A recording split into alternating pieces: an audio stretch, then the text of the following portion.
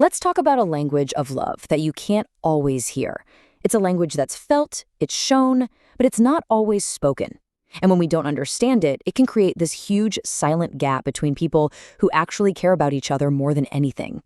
I mean, we all hear this all the time, right? The idea that if someone loves you, they're going to say it a lot. It's kind of the script we're all handed for how love is supposed to work. But what if that's not the whole picture? What if, for a ton of people, love isn't something that's easy to say? What if it lives somewhere else entirely? That's really the big question we're going to dig into. All right, so first up, let's tackle this whole idea, this myth of spoken love.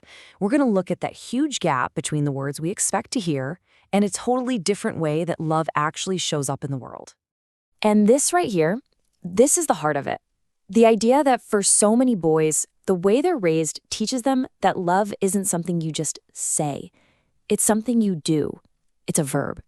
So to really get this, we've got to ask, why? Where does this come from? Because this silent style of communicating, it doesn't just happen by accident. It's learned. And it often starts really young, with this one simple instruction that kind of becomes a rule for your whole life. Be the strong one, the one who handles things, the one who doesn't break. And then that rule gets a little more specific. Crying, the most natural way to show you're overwhelmed, that gets relabeled as a weakness. So you learn to push it down, to deal with it some other way.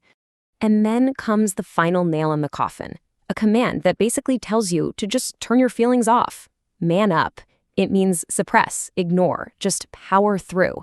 So if you're taught that emotions are a problem to be managed, how in the world are you supposed to talk about love? This comparison really spells it out, doesn't it? On one side, you've got words, and words feel like vulnerability. Like putting yourself out there, you risk getting rejected. But actions?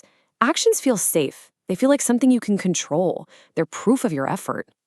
Okay, so if this language of love isn't spoken, then where do we even look for it?